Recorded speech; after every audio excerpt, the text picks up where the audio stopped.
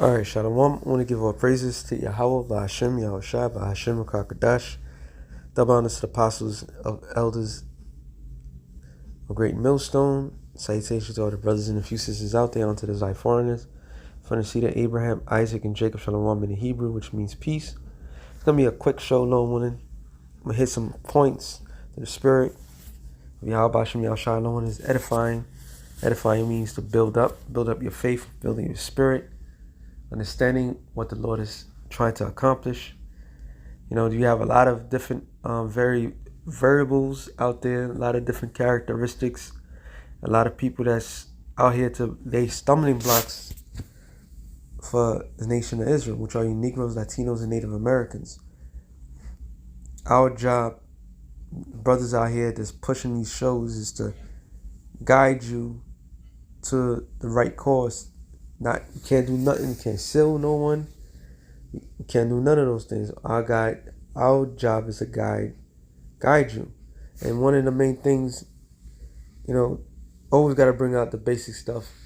And one of the basic characteristics of the creator of all things, which is the Most High, which the world say God, but his true name is Yahweh. He has a name, right? And his name means something. His name means he exists. All right, he exists. So future, past, present, he's in the midst of it all. All right.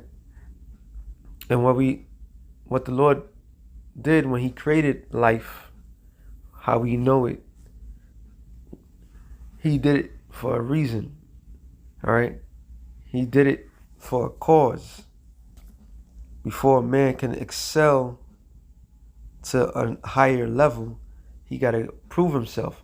Real quick, Wisdom of Solomon 2:23, I believe. In fact, 22. As for the mysteries of the Most High, they knew them not, neither hoped they for the wages of righteousness, nor discern a reward for the blameless souls.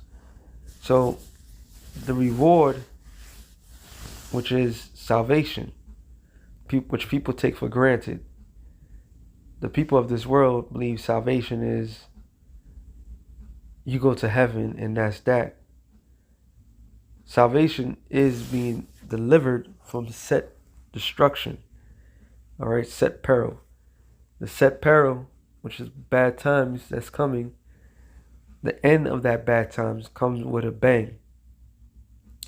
And within this bang, which is a second death, those who be delivered from that second death is granted salvation. All right?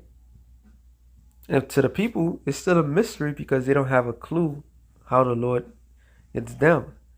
This is why our job is to clarify some things. It says, verse 23, for the Most High created man to be immortal and made him to be an image of his own eternity. Not every man, the Israelite man, to be immortal. That means not to die.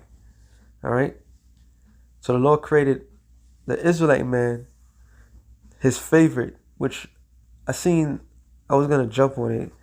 I got to look through it again. Maybe I'll find some people was like, chosen, and they had Jake on the cover, so I don't know who was trying to, like, the chosen people, like, there's no such thing as a chosen people. That's a lie.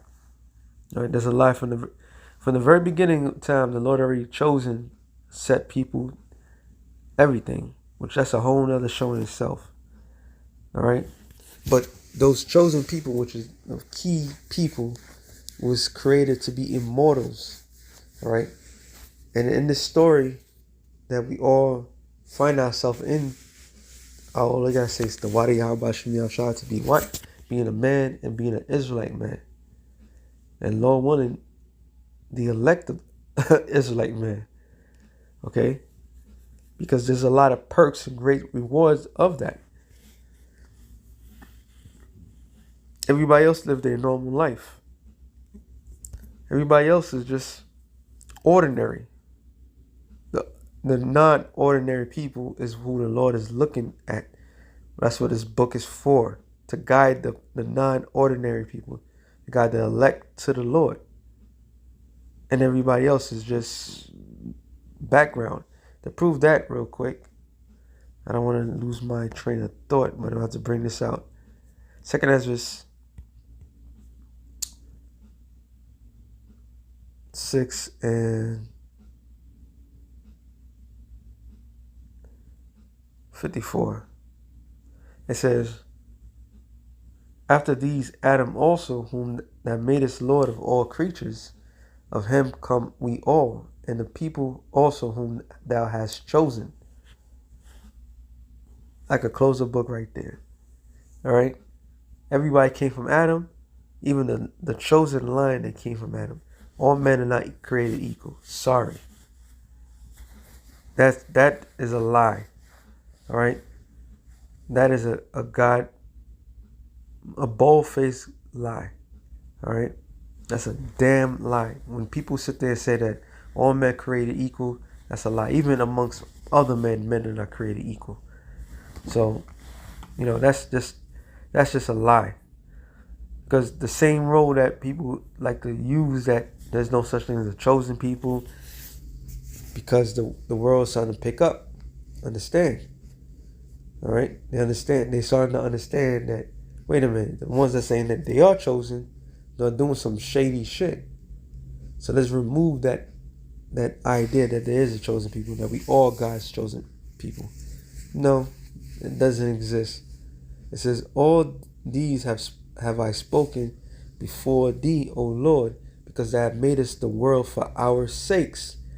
Whose sakes the Lord created this world for? Not for the entire people.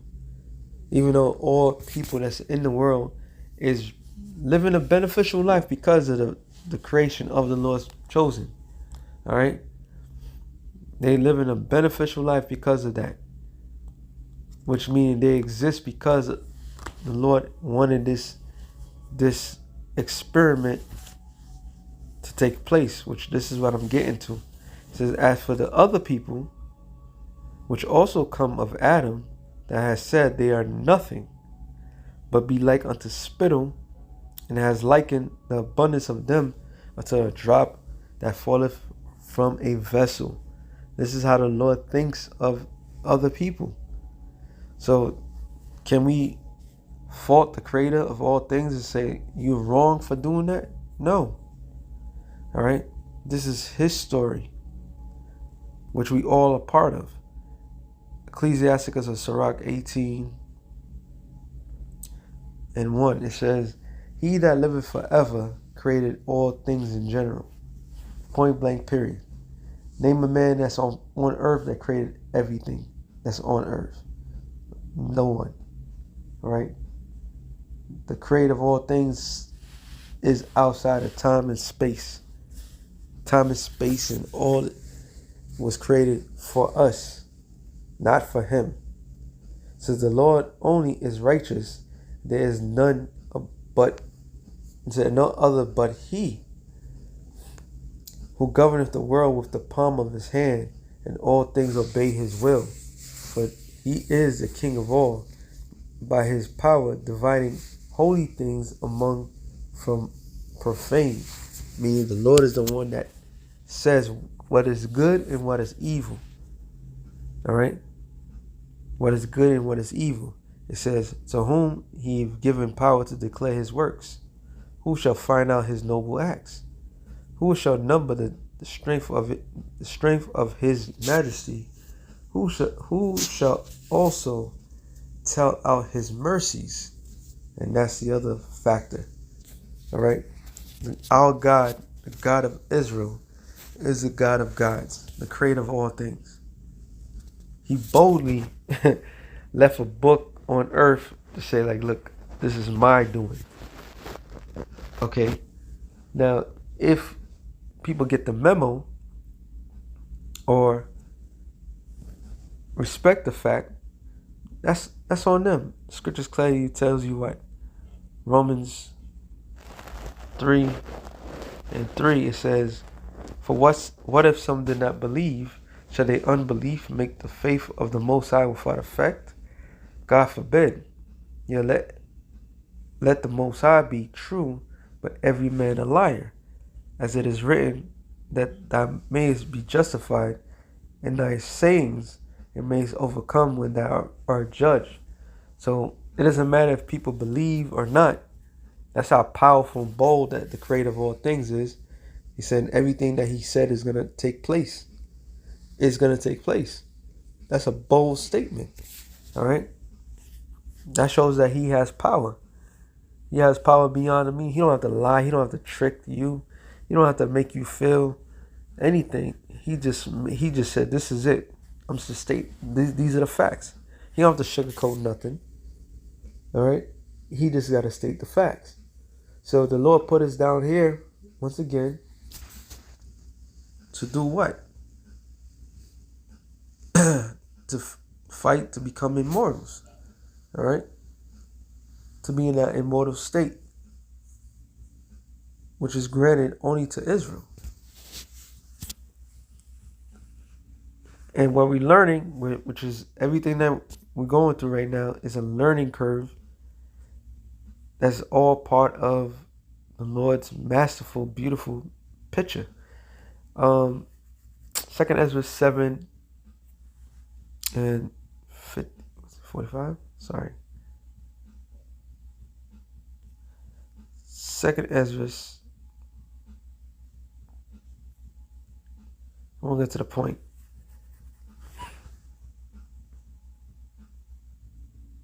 57 says, then answered he me and said, this is the condition of the battle, which man that is born upon the earth shall fight. All right, so there's a spiritual fight that every man on earth must fight.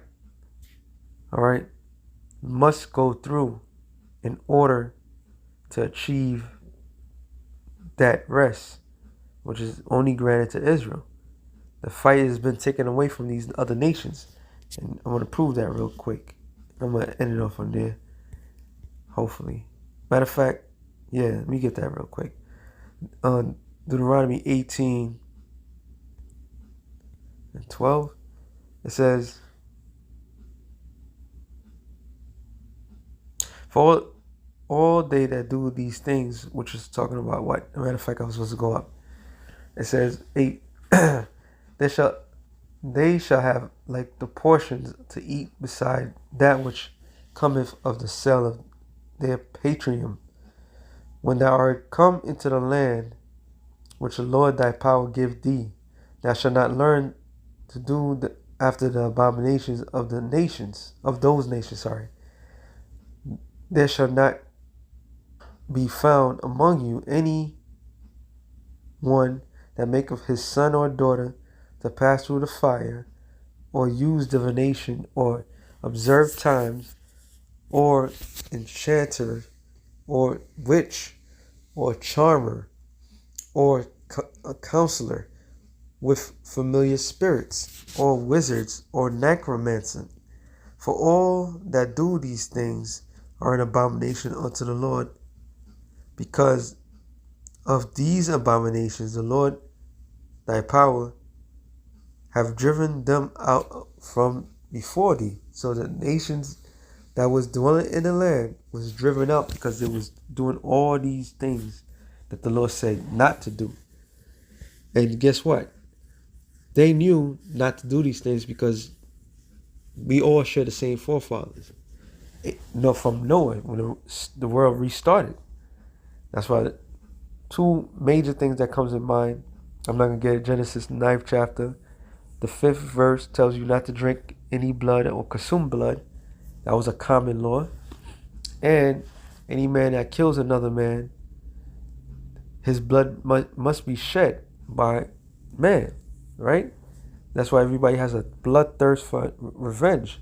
Another point, when Abraham and Sarah went to Egypt, the Lord plagued them. I believe it was Sarah. I believe it was Egypt. Yeah, it was Egypt. The Lord plagued Pharaoh that night with dreams and said, if you don't give Abraham back his wife, I'm going to kill you. And then what did he do? He went to Abraham like, why didn't you tell me that was your wife? Right? Because that was adultery. And they even knew that not to do adultery. So there was things that the nations knew not to do, but yet they did it. So this is the reason why the Canaanites, the Lord cast them out. They already knew not to do these things, so the Lord used his righteous vessel to get rid of them. All right? Verse 13, thou shalt be perfect with the Lord thy power. For all these nations which thou shalt possess hearken unto observers of times and unto diviners. But as for thee, the Lord thy power have not suffered thee to do so. So the Lord's like, nah, you ain't gonna do that. All right? You're not gonna be lost and destroyed, distraught, because the Lord, he's with us. The Lord thy power will raise up unto thee a prophet from the midst of thee, of thy brethren like unto me, unto him shall thy hearken, which led to the Messiah. All right? That's what led to the Messiah. So the Lord didn't give us the option of death. He was like, look, this is the path that you're going to take. Deuteronomy 32, I believe says, give ear, 32:1, give ear, O ye heavens, and I will speak, and hear, O earth, the words of my mouth. My doctrine shall drop as rain, my speech shall distill as dew, as the small rain upon the tender herb, as the showers upon grass. Because I have published the name of the Lord, ascribe ye the greatness of unto him, unto our power. He is the rock, he is the work, his work is perfect, for all his ways are judgment, and the most high of truth, and without iniquity, just and right is he. So jumping down, it says, verse 39, see now that I, even I am he, there's no God with me. I kill and I make alive. I wound and I heal. Neither is there any that can deliver out of my hand. For I lift up my hand to heaven and say, I live forever. I mean, Lord sits outside of time and space. He lives forever, right? If I wet my glittering sword in my hand, take hold unto judgment, I render vengeance to my enemies and reward them that hate me. So the Lord has enemies. He created his enemies. It says, I will make my arrows drunk with blood, and my sword shall devour flesh, and that with the blood of the slain and of the captives from the beginning revengeth upon the enemy. Rejoice, O you nations, with his people, for he will avenge the blood of his servants, and will render vengeance to his adversaries, and will be merciful unto his land and unto his people. And leads me to this.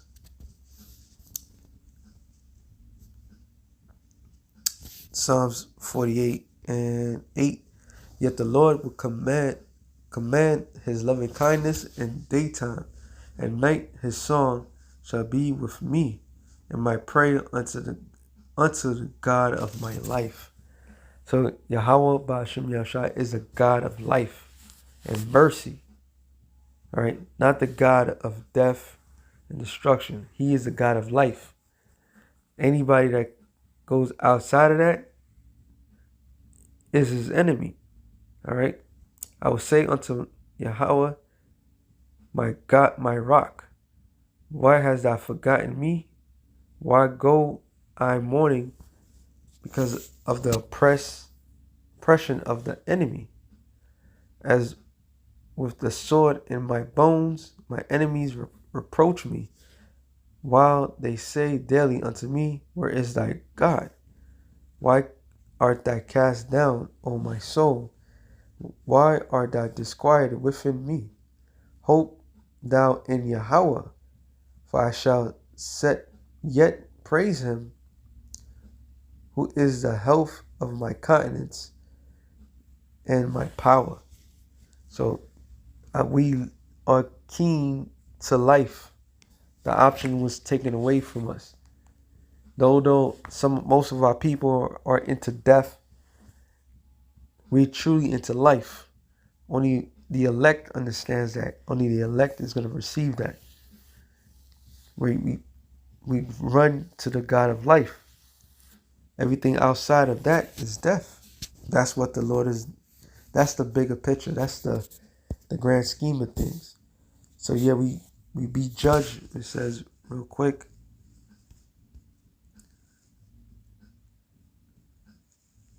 Psalms 11:6. No, sorry, 5.